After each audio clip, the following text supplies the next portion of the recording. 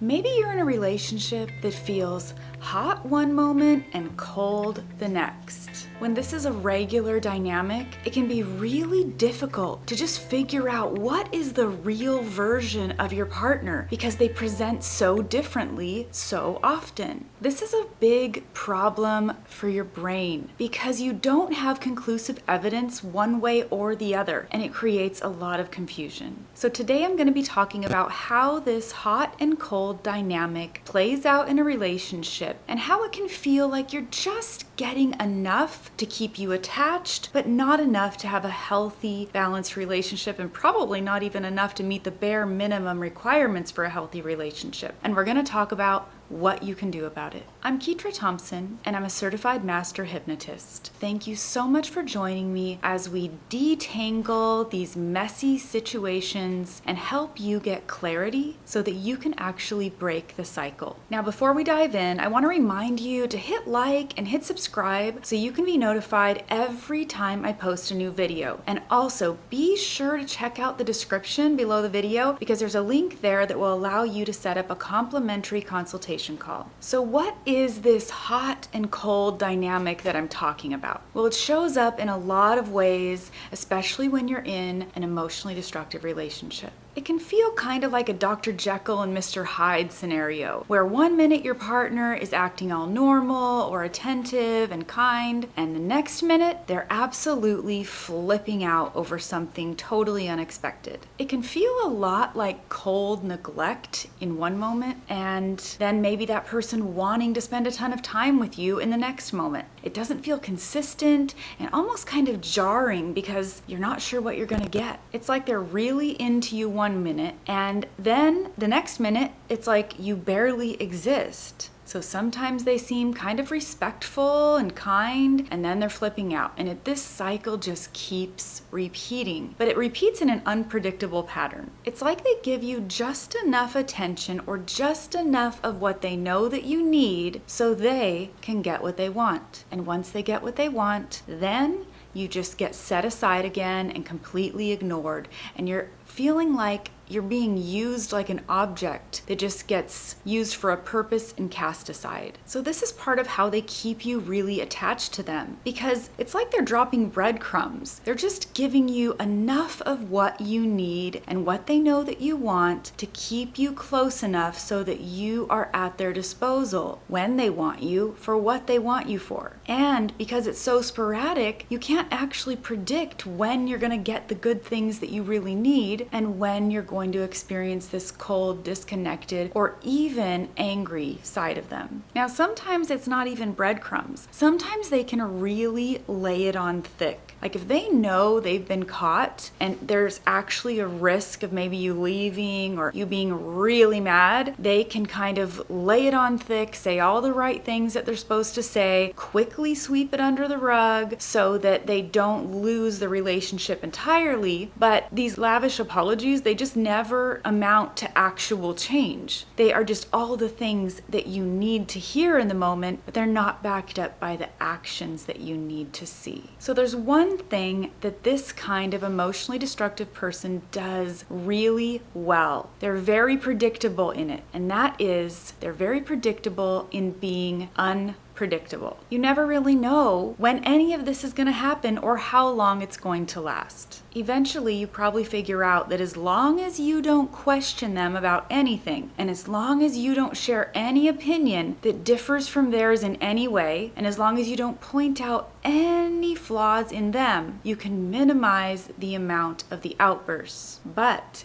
even if you're doing that, you're probably still going to find that you feel very neglected, like there's a coldness toward you much of the time. There's not a real connection, and it feels like a level of emotional abandonment in the relationship. And in the process of not being yourself, you lose your confidence, you lose your sense of self-worth and your dignity. And I want to acknowledge that it can be really hard to put your finger on their behavior and figure it out quickly because it's very inconsistent. And if they figure out that one tactic doesn't work, they switch to another. And so it's not always the same exact pattern. A lot of the coldness can play out in a few things you can pinpoint pinpoint though. One thing is them not taking a lot of opportunities to look you in the eye. Even when they're being warm and greeting you, they kind of say hello and move right past you without making eye contact. They can also create so much busyness in their life that they don't have to be present to help out with anything around the house or any of the things that you would typically do together as a couple to help life run smoothly. And then overall, you feel a general sense of not being seen, not being heard,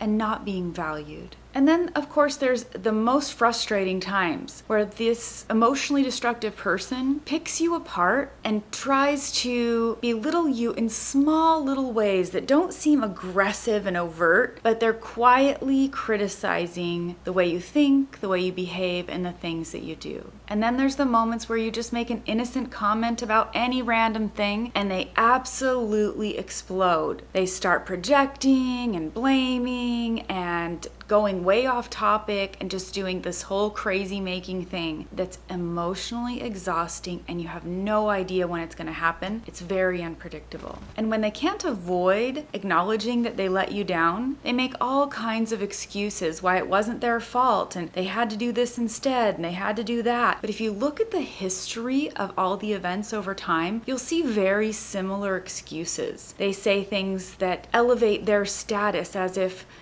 I can't do that because I had to do this, in a kind of demeaning way, meaning, you're this lower status person, you should be taking care of that. So they keep the breadcrumbs coming, especially when they want something from you. So maybe they want you to be present at an event or a function. Maybe they want to connect with you sexually. Whatever their goal is, they don't come out with it. They don't have an open communication about it. They just keep giving you what they believe you want to get you closer so that you'll do the thing they want you to do. And after they get what they want, sometimes within minutes, sometimes within hours, and sometimes it's the next day, you find that they're acting cold and distant and disconnected to you again. Maybe they're actually picking a fight again and it gets to be big, but sometimes it's very subtle, where they just get too busy for you, don't connect with you, and here you have had sex with them maybe the night before and they're not affectionate to you in the morning. There's no hugs, kisses, or talk or emotional connection at all. It's cold and it's distant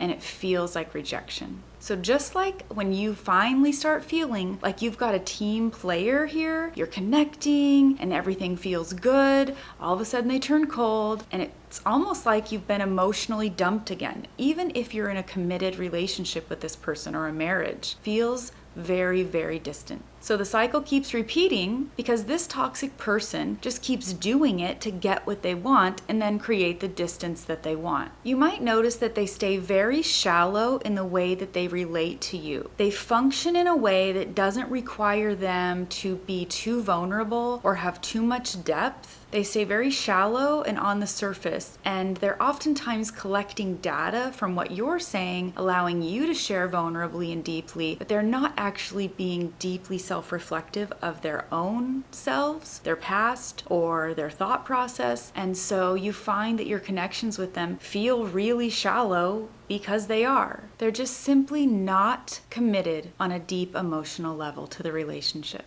It's like they want to snap their fingers and have you at their beck and call right when they want you to, and then they want to neglect any other responsibilities that a normal relationship would have to create consistent, ongoing emotional depth and connection. This entire cycle and process can drain you of all of your energy and really cause confusion in your mind. So what can you do about it? The first thing you need to do is realize that you are being used and repeatedly discarded in a sort of microaggressive way. They're not always big, huge discards like a full breakup, but they're continual cold rejections. You get used for what they want, and then they discard you. Next, you really want to learn what an emotionally healthy person looks like and behaves like inside of a relationship. A healthy person is aware of the needs of other people, and they're present in that awareness, anticipating needs, asking questions, and even being really curious with their partner so that they can better understand how their partner is feeling and what needs are present. A healthy person knows that that their actions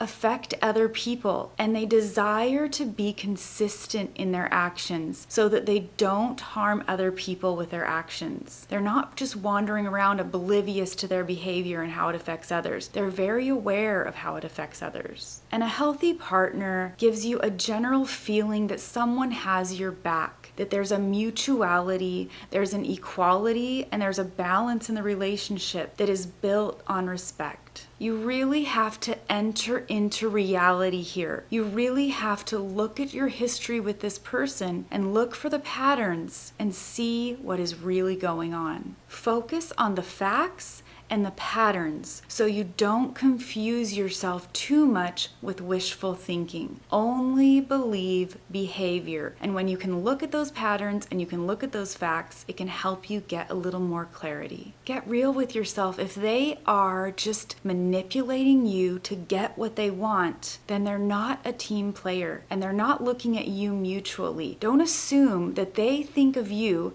the way that you think of them. Their behavior is not reflecting the same belief system. Healing really requires that you decide to prioritize your dignity and not let it be robbed from you. This is why it's so important to get the right kind of help. The kind of help that can help you identify your core beliefs, limiting beliefs that might be keeping you stuck in this situation. If you don't have a firm grasp on your own worth and your own dignity, then it might be easier to believe the things that someone tells you, and it might be easier for you to continue enabling someone else with wishful thinking, assuming that they think and believe and feel the same way that you do. This is why I love hypnosis so much. It allows you to access your subconscious mind. It allows you to get to the root of the issue that's keeping you stuck so that you can reframe your belief pattern around that core belief so that you can move forward into a place that actually is giving you the life that you want. Hypnotherapy creates rapid changes that could otherwise take years to do in other modalities, but accessing the subconscious mind gives you the traction you need to actually create the movement you want in your life.